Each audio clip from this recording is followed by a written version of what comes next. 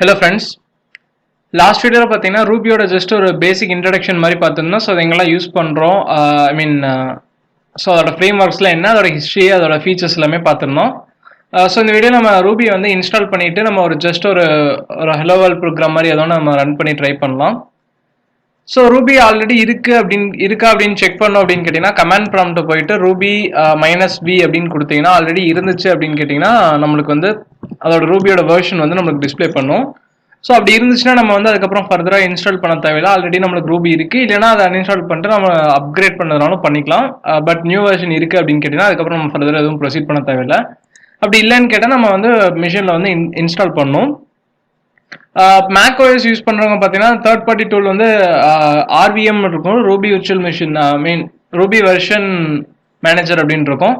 So அந்த ORVM வந்து நம்ம இங்கே யூஸ் பண்ணிக்கலாம். ஸோ இங்கே வந்து அதோட இதெல்லாம் கொடுத்துருக்காங்க. ஸோ லினக்ஸ் யூனிக்ஸ் யூஸ் பண்ணுறவங்களுக்கும் அந்த ஆர்விஎம் வந்து நம்மளுக்கு கொடுத்துருப்பாங்க. ஸோ அது வந்து நம்ம ஈஸியாக டேரெக்டாக இன்ஸ்டால் பண்ணிக்கலாம். அந்த ஆர்விஎம்ல போயிட்டு அந்த பேக்கேஜ் வந்து இன்ஸ்டால் பண்ணாலே போதும். விண்டோஸ்க்கு நம்ம எப்படி இன்ஸ்டால் பண்ணோம் அப்படிங்கிறது மட்டும் தான் இந்த வீடியோவில் பார்க்க போகிறோம். ஸோ ரூபி இன்ஸ்டாலர் அப்படின்ட்டு நம்மளுக்கு ஒரு லிங்க் இருக்கும். ஸோ இந்த லிங்க்ல உள்ள போனீங்க அப்படின்னு கேட்டிங்கன்னா ரூபி விண்டோஸ் மிஷினில் இன்ஸ்டால் பண்ணுறதுக்கான கோட் வந்து இதில் இருக்கும். அந்த ஃபைல் வந்து நம்மளுக்கு இருக்கும்.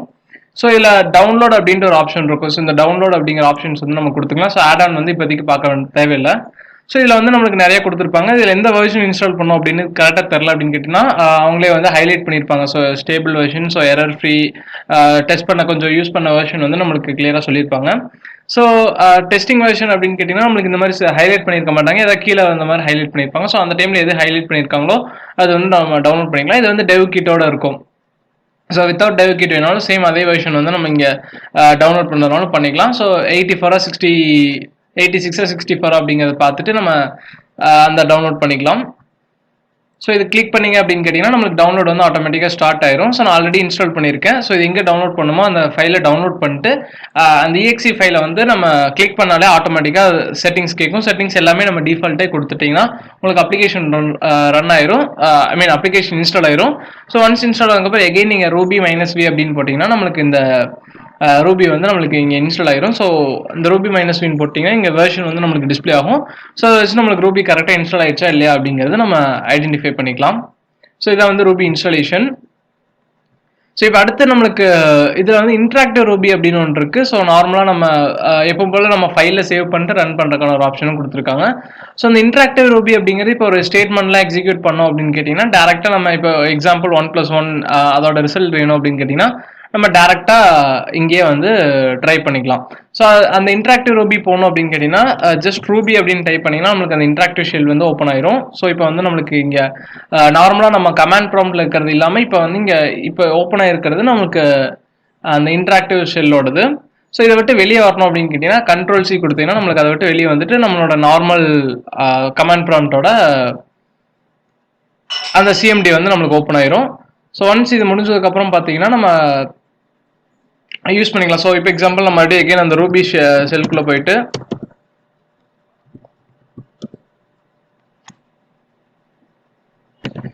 ஸோ இதை நான் கிளியர் பண்ணிட்டேன். ஸோ அதை பண்ணுறதுக்கு முன்னாடி நம்ம ஒரு ஃபைலில் வந்து சேவ் பண்ண அந்த ஃபைலை இங்கே எக்ஸிக்யூட் பண்ணி ட்ரை பண்ணலாம். ஸோ என்ன பண்ணோம் அப்படின்னு கேட்டிங்கன்னா ஒரு ஃபைல் வந்து நம்ம ஜஸ்ட் ஒரு .rb அப்படிங்கிற ஃபைல் வந்து நம்ம கிரியேட் பண்ணிக்கணும். ஸோ அது வந்து ஒரு வே நம்ம இந்த கமாண்ட் ப்ராம்ப்டில் அந்த இன்ட்ராக்டிவ் ரூபி அப்படிங்கிறது பார்த்தீங்கன்னா ஸோ இன்ட்ராக்டிவ் ரூபி அப்படின்னா ஒன்றும் இல்லை, ஜஸ்ட் நான் முன்னாடி சொன்ன மாதிரி அந்த டேரெக்டாக எக்ஸ்பிரஷன் வந்து இங்கே எவாலுவேட் பண்ணிக்கலாம்.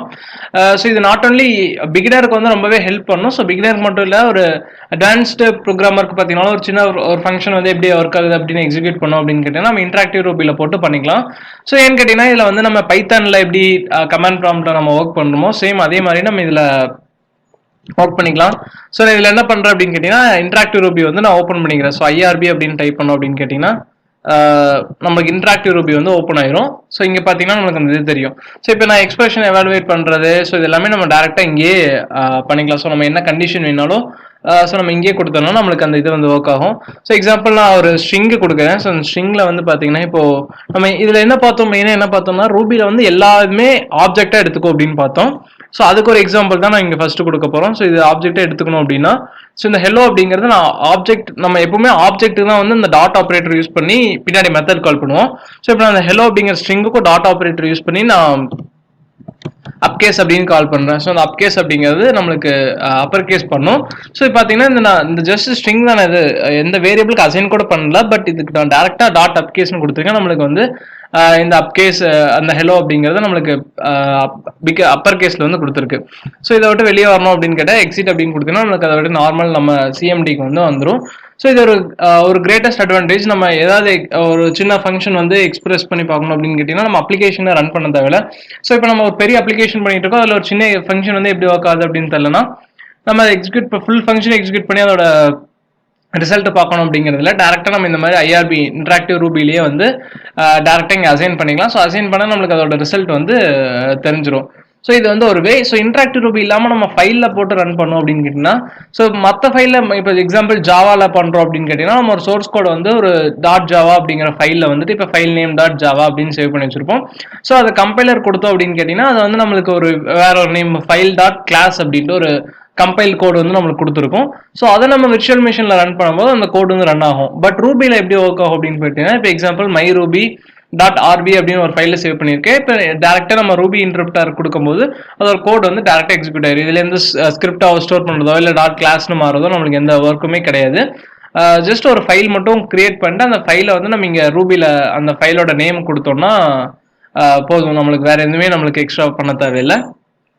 ஸோ அதாவது இதில் ஒரு கிரேட்டஸ்ட் அட்வான்டேஜ். ஸோ நம்ம ஃபர்ஸ்ட் வந்து ஒரு ஃபைல் கிரியேட் பண்ணிக்கலாம். ஸோ இப்போ நான் டெஸ்க்டாப்பில் வந்து ஒரு ஃபைல் கிரியேட் பண்ணியிருக்கேன். ஸோ ஹெலோ டாட் ஆர்பி அப்படின்னு கிரியேட் பண்ணிட்டு அதில் வந்து புட்ஸ் அப்படின்ட்டு, ஸோ புட்ஸ் அப்படின்னா நம்ம நார்மலாக பிரிண்ட் C++ல பிரிண்ட் ஆஃப் எப்படி யூஸ் பண்ணுறோமோ, இல்லை ஜாவாவில் பார்த்தீங்கன்னா சிஸ்டம் டாட் அவுட் அப்படின்னு போட்டிருப்போம். ஸோ அந்த பிரிண்ட் ஸ்டேட்மெண்ட் தான் நம்ம இங்கே கொடுத்துருக்கோம். ஸோ பிரிண்ட்டுக்கு மேலே இதில் என்ன சொல்லுவாங்கன்னு கேட்டிங்கன்னா புட்டெஸ் அப்படின்னு சொல்லுவாங்க. ஸோ அதில் வந்து ஒரு ஸ்ட்ரிங் கொடுத்துருக்கோம். ஸோ இப்போ என்ன பண்ணுறேன் அப்படின்னு கேட்டிங்கன்னா டெஸ்க்டாப் கமெண்ட் ப்ராம்ப்ட் போயிட்டு இந்த ஃபைல் எங்கே இருக்கோ அந்த லொக்கேஷன் வந்து நம்ம சிடி கமெண்ட் சேஞ்ச் டைரக்டரி கொடுத்து சிடி கொடுத்து நம்ம அந்த லொக்கேஷனுக்கு வந்துக்கணும்.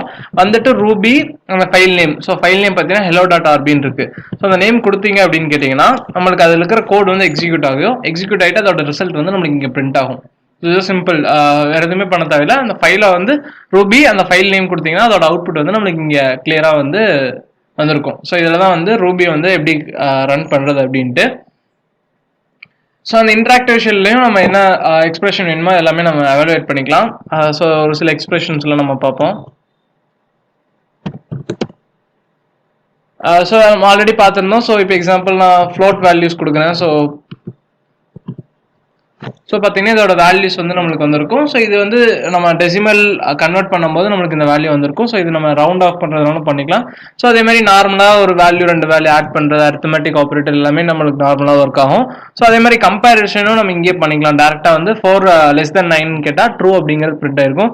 ஸோ அதே மாதிரி 4 greater than 9 கேட்டால் ஃபால்ஸ் அப்படிங்கிறது பிரிண்ட் ஆகும். ஸோ இங்கே ஈக்குவல் டு ஆப்ரேட்டர் யூஸ் பண்ணியும் நம்ம இங்கே ட்ரை பண்ணலாம். ஸோ எக்ஸாம்பிள் 3 + 3 = 9 கேட்டிங்கன்னா ஃபால்ஸ் அப்படிங்கிற மாதிரி நம்மளுக்கு ரிசல்ட் வந்துருக்கும். ஸோ இந்த மாதிரி நம்ம என்ன எக்ஸ்பிரஷன் எவாலுவேட் பண்ணுறதுனாலும் நம்ம இங்கே பண்ணிக்கலாம். ஸோ அதே மாதிரி நான் டேரெக்டாக அந்த ஸ்ட்ரிங்கை வந்து எக்ஸிக்யூட் பண்ணோம் அப்படின்னு கேட்டிங்கன்னா அதுவும் வரும். ஸோ நம்ம ஆல்ரெடி பார்த்தோம் இந்த ஸ்ட்ரிங்கிற மெத்தடுக்கு வந்து அப்கேஸ் யூஸ் பண்ணோம் அப்படின்னு கேட்டிங்கன்னா இங்கேயே நம்மளுக்கு அதோட எவாலுவேட் ஆகிட்டு நம்மளுக்கு ரிசல்ட் வந்து கேபிட்டலில் வந்து பிரிண்ட் ஆகும். ஸோ இதான் concept. So every value is treated as object அப்படிங்கிறத பார்த்துருந்தோம். ஸோ அந்த கண்டிஷனில் தான் பார்த்தீங்கன்னா நம்மளுக்கு இங்கே டேரெக்டாக வந்திருக்கு. ஸோ இது வந்து both single quotes double quotes ரெண்டுமே கொடுக்கலாம். பட் 2 கோட் சின்ன டிஃப்ரென்ஸ் இருக்குது. அந்த டிஃப்ரென்ஸ்லாம் வந்து நம்ம ஃபர்தராக நம்ம ஃபுல்லாக பார்க்கும்போது நம்ம பார்க்கலாம். ஸோ பட் இங்கே டிஸ்பிளே ஆகிறது பார்த்தீங்கன்னா டபுள் கோட்ஸ்லாம் வந்திருக்கும். பட் அது 2 கோட்ஸ் ஒரு சின்ன டிஃப்ரென்ஸ் இருக்குது, நம்ம அப்புறம் பார்ப்போம். ஸோ வேரியபிள்ஸ் அப்படின்னு பார்த்துட்டிங்கன்னா ஸோ நேம் வந்து அந்த வேல்யூக்கு இப்போ ஹெலோ அப்படின்னு இருக்குன்னா ஹெலோ வந்து ஒரு இடத்துல அசைன் பண்ணுறோம் அப்படின்னு கேட்டிங்கன்னா அது வந்து வேரியபிள் அப்படின்னு சொல்லியிருப்பாங்க. ஸோ இதில் வந்து கண்டிப்பாக நம்மளுக்கு வேரியபிள் டிக்ளேர் பண்ணோம் அப்படிங்கிறது கிடையாது. ஏன்னா நம்ம ஆல்ரெடி இங்கே ஹெலோ அப்படிங்கிறதெல்லாம் பிரிண்ட் பண்ணி பார்த்தோம். 2 + 2 அப்படிங்கிறது எல்லாமே நம்ம பிரிண்ட் பண்ணி பார்த்தோம். பட் வந்து அப்படி அசைன் பண்ணுறதுனாலும் நம்ம பண்ணிக்கலாம். ஏன்னு கேட்டிங்கன்னா ஒரு வேல்யூ வந்து நம்ம லேட்டராக யூஸ் பண்ணுறோம். இப்போ 4 அப்படிங்கிறது நான் த்ரூஅவுட் த அப்ளிகேஷன் நான் யூஸ் பண்ணுறேன்னா எல்லா இடத்துலையும் 4 சேஞ்ச் பண்ணுறது தேவையில்லை. அதே மாதிரி நான் அந்த 4 5 மாற்றணும்னா எல்லா இடத்துலையும் போய் சேஞ்ச் பண்ணும். எனக்கு அப்படி வேண்டாம், நான் 4 அப்படிங்கிறது ஒரு வேல்யூவில் போட்டு வச்சிருக்கேன் அப்படின்னாலும் நம்ம பண்ணலாம். ஸோ அதே மாதிரி அந்த வேரியபிள் ஸ்டார்ட்ஸ் வித் ஸ்மால் லெட்டரில் ஸ்டார்ட் ஆகும்.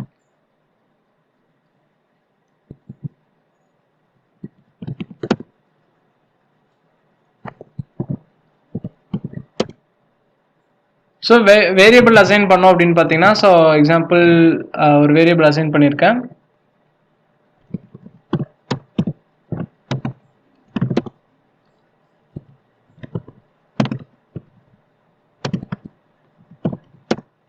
இப்போ பார்த்தீங்கன்னா நம்ம வேரியபிள் 2 வேரியபிள் அசைன் பண்ணியிருக்கோம். ஸோ எக்ஸாம்பிள் ஸ்மால் அப்படின்ற ஒரு வேரியபிள், மீடியம் அப்படின்னு ஒரு வேரியபிள்.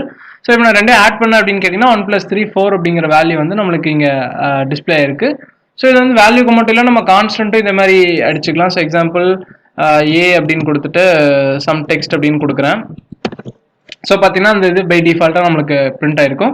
ஸோ அதே மாதிரி அதே வேல்யூவில் இப்போ நான் இந்த வேல்யூவில் வந்து நான் ஏ ஸ்ட்ரிங் வேல்யூ அசைன் பண்ணியிருக்கேன். நான் இதுலேயே பார்த்தீங்கன்னா இப்போ நான் ஒரு நம்பர் அசைன் பண்ணுறேன். இப்போ நம்பர் பார்த்தீங்கன்னா ஏ அப்படின்னு பார்த்தீங்கன்னா ரீசெண்டாக நம்ம என்ன வேல்யூ கொடுத்தோமோ அந்த வேல்யூ தான் நம்மளுக்கு அந்த நம்பரில் இருக்கும். ஸோ இப்போ நம்ம அந்த ப்ளஸ் ஈக்குவல் டு அப்படின்ற ஒரு ஆப்ரேட்டர் பார்த்துருப்போம். ஸோ சேம் அதுவும் இதில் நம்ம நார்மலாக ப்ரோக்ராமிங் லாங்குவேஜில் எப்படி ஒர்க் ஆகுமோ அதே தான் நம்மளுக்கு இங்கே ஒர்க் ஆகும். ஸோ அந்த ஆப்ரேட்டர் தெரில அப்படின்னு கேட்டிங்கன்னா நான் எக்ஸ்பிளைன் பண்ணுறேன். ஸோ நம்பர் வந்து 1 அப்படின்னு டிக்ளேர் பண்ணிருக்கோம்னு வச்சுக்கலேன். ஸோ இப்போ நான் நம்பர் ப்ளஸ் ஈக்குவல் டு 2 அப்படின்னு கொடுத்தோம்னா ஸோ நம்மளுக்கு என்ன ரிசல்ட் வரும்னு கேட்டிங்கன்னா 3. ஸோ இது என்ன கான்செப்ட் அப்படின்னு கேட்டிங்கன்னா இந்த ப்ளஸ் ஈக்குவல் டு அப்படிங்கிறது number plus number equal to number plus 2 அப்படிங்கிற மாதிரி மீனிங். ஸோ அதுதான் வந்து மீனிங். ஸோ இதை எடுத்து மாடி இதுலேயே வந்து அசைன் பண்ணுறங்காட்டி நம்ம நம்பர் ப்ளஸ் ஈக்குவல் டு 2 அப்படின்னு கொடுத்தோம்னா நம்மளுக்கு வந்து அந்த நம்பர் கூட number equal to number plus 2 அப்படிங்கிற மாதிரி மீனிங். ஸோ அதனால தான் நம்மளுக்கு இங்கே 3 அப்படிங்கிற ரிசல்ட் வந்து வந்திருக்கு. ஸோ இந்த வேரியபிள் நேமுக்கு பார்த்தீங்கன்னா கன்வென்ஷனாக நம்ம நம்பர்ஸ் வந்து எதுலையும் யூஸ் பண்ண மாட்டோம். மோஸ்ட்லி அண்டர் ஸ்கோர் மட்டும் யூஸ் பண்ணுவோம். இப்போ எக்ஸாம்பிள் ஸ்மால் நம்பர் அப்படின்னு கேட்டிங்கன்னா ஸ்மால் அண்டர் ஸ்கோர் நம்பர் அப்படின்னு தான் யூஸ் பண்ணுவோம். நம்பர் வர மாதிரி மோஸ்ட்டாக யூஸ் பண்ண மாட்டோம்.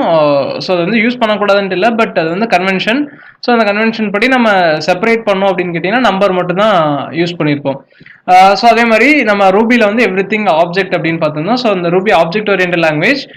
ஸோ அதே மாதிரி பார்த்தீங்கன்னா நம்ம யூஸ் பண்ணுற ஒவ்வொரு டேட்டாக்குமே நம்மளுக்கு வந்து ஒரு மெத்தட்ஸ் இருக்கு.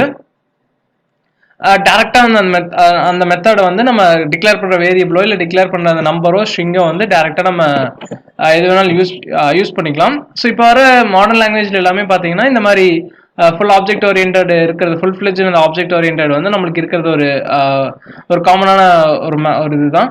ஸோ இப்போ நம்ம ஆல்ரெடி நம்ம ஒரு மெத்தட் பார்த்துருந்தோம். ஸோ எக்ஸாம்பிள் இப்போ ஹெலோ அப்படிங்கிறதுக்கு அப்பர் கேஸ் வந்து இதில் டேரெக்டாக இதில் டைப் பண்ணியிருந்தேன் அப் கேஸ் அப்படின்ட்டு. ஸோ இது வந்து ஒரு மெத்தட். ஸோ இப்போ நான் இதே மெத்தடுக்கு பார்த்தீங்கன்னா ஹெலோக்கு நான் என்ன பண்ணுறேன் அப்படின்னு கேட்டிங்கன்னா ரிவர்ஸ் பண்ணுறேன். ஸோ ரிவர்ஸ்க்கு பார்த்தீங்கன்னா ரிவர்ஸ்னு கொடுத்தோன்னா டேரெக்டாக அது அப்படியே நம்மளுக்கு ரிவர்ஸ் ஆயிடுச்சு. ஸோ நம்ம ஒரு வேரியபிளையும் ஸ்டோர் பண்ணல, எங்கேயுமே ஸ்டோர் பண்ணாமல் டேரெக்டாக அந்த ஆப்ஜெக்ட்டுக்கே நம்ம அசைன் பண்ணிடணும். ஸோ இதுதான் பார்த்தீங்கன்னா ஒரு கிரேட்டஸ்ட் அட்வான்டேஜ் அப்படிங்கிற மாதிரியே சொல்லலாம். ஸோ இது மட்டும் இல்லாமல் நம்மளுக்கு நிறைய ஃபங்க்ஷன்ஸ், நம்பர்ஸ்க்கும் நம்மளுக்கு நிறைய ஃபங்க்ஷன்ஸ் இருக்குது. ஸோ இதுக்கு மட்டும் இல்லாமல் பார்த்தீங்கன்னா இப்போ ஈவன் அப்படின்னு கொடுத்தோம் அப்படின்னு கேட்டிங்கன்னா ட்ரூ ரிட்டர்ன் பண்ணுது. ஸோ இது இப்போ நான் ஈவன் ஆர் நம்பரை வந்து ஈவன் அப்படின்னு கேட்டிருந்தேன் அப்படின்னு பார்த்தீங்கன்னா அது வந்து ஃபால்ஸ் அப்படின்னு வருது. ஸோ இது எல்லாமே நம்மளுக்கு ரொம்ப பவர்ஃபுல்லான மெத்தட்ஸ். நான் டேரெக்டாக ஈவன் அப்படின்னு கொடுத்தோம்னா ஸோ நம்ம இதை வந்து கொஸ்டின் மார்க் கொடுக்கணும். ஸோ நம்மளுக்கு இந்த ஈவன் அப்படின்னு சொல்லியிருந்தா அது வந்து அக்செப்ட் பண்ணாது. ஃபிக்ஸ் நம்பர், ஸோ இந்த மெத்தட் இல்லை அப்படின்னு சொல்லியிருக்கோம். ஸோ நம்ம நோ மெத்தட் அப்படின்னு அந்த ஃபீச்சரில் பார்த்தோம்.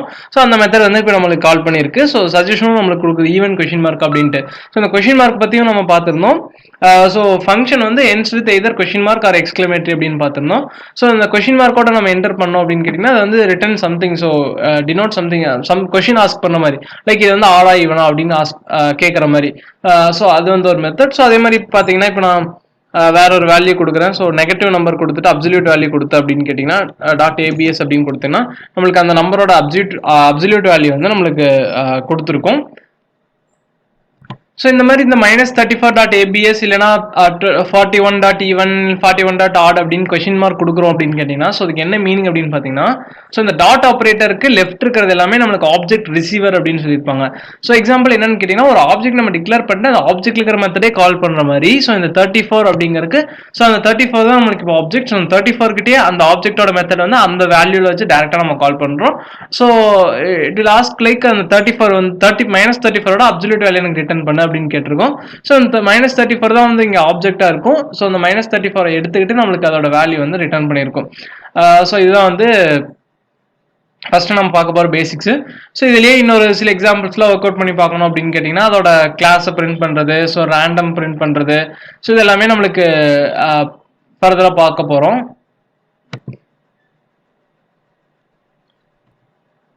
ஸோ அந்த நம்பரோட கிளாஸை வந்து பிரிண்ட் பண்ணோம் அப்படின்னு பார்த்தீங்கன்னா நம்பர் டாட் கிளாஸ்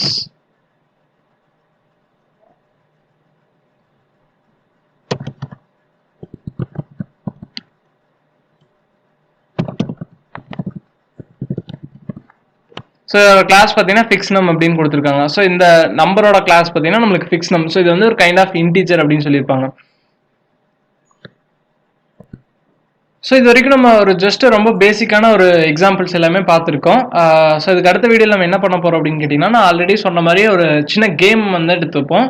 ஸோ அந்த கேம் எடுத்துட்டு அந்த கேம் வந்து கேமில் இருக்கிற டாஸ்க்கை வந்து நம்ம எப்படி அச்சீவ் பண்ணணும் அப்படின்னு பார்க்க போகிறோம். ஸோ அந்த கேம் வந்து நம்ம கம்ப்ளீட் பண்ணும்போது ஸோ நிறைய கான்செப்ட்ஸ் வந்து நம்ம லேர்ன் பண்ணியிருப்போம். எக்ஸாம்பிள் யூசர்ட் வந்து எப்படி இன்புட் வாங்கணும், ஸோ யூசர்ட் வந்து வாங்கின இன்புட் எப்படி டிஸ்பிளே பண்ணணும், ஸோ அந்த மாதிரி ஒரு சில ஃபங்க்ஷன்ஸ் எல்லாமே நம்ம லேர்ன் பண்ணியிருப்போம். ஸோ இப்போ டேரெக்டாக நம்ம ஒரே லைனில் போட்டலாம் இப்படி தான் யூசர்ட் வந்து இன்புட் வாங்கணும், இப்படி தான் பிரிண்ட் பண்ணணும் அப்படிங்கிறது. பட் அதை விட நம்மளுக்கு இந்த மாதிரி ஒரு கேம் எடுத்துட்டோம் அப்படின்னு கேட்டிங்கன்னா நம்மளுக்கு நிறைய ஃபீச்சர்ஸ் வந்து கவர் பண்ணும். ஸோ அதே மாதிரி நம்மளுக்கு திங்கிங் எபிலிட்டியும் நம்மளுக்கு வரும். ஸோ இந்த டாஸ்க் அச்சீவ் பண்ணணும் நம்ம இப்படி தான் பண்ணணும் அப்படிங்கிறது. ஸோ அதே மாதிரி நம்மளுக்கு ஞாபகம் இருக்கிறதுக்கும் நம்மளுக்கு அந்த கேம் வந்து இனிஷியலாக ஒரு புது ப்ரோக்ராமிங் லாங்குவேஜ் லேர்ன் பண்ணும்போது அது ரொம்பவே ஹெல்ப் பண்ணும். ஸோ அதனால இந்த மாதிரி ஒரு சின்ன சின்ன கான்செப்ட்ஸ்லாம் நம்ம ரொம்ப பேசிக்காக ஒரு சில கான்செப்ட்ஸ் எல்லாம் பார்த்துட்டு ஸோ அதுக்கு தேவையான தியரட்டிக்கல் நாலேஜில் கெயின் பண்ணிட்டு அதுக்கப்புறம் நம்ம அந்த கேம் எப்படி ப்ரொசீட் பண்ணோம் அப்படிங்கிறத பார்த்துட்டு அந்த கேமை கம்ப்ளீட் பண்ணுறது நம்மளோட டாஸ்க்காக இருக்கும். ஸோ அந்த மாதிரி ஒரு சின்ன கேமோட நம்ம நெக்ஸ்ட் வீடியோவில் கண்டினியூ பண்ணலாம். தேங்க்யூ.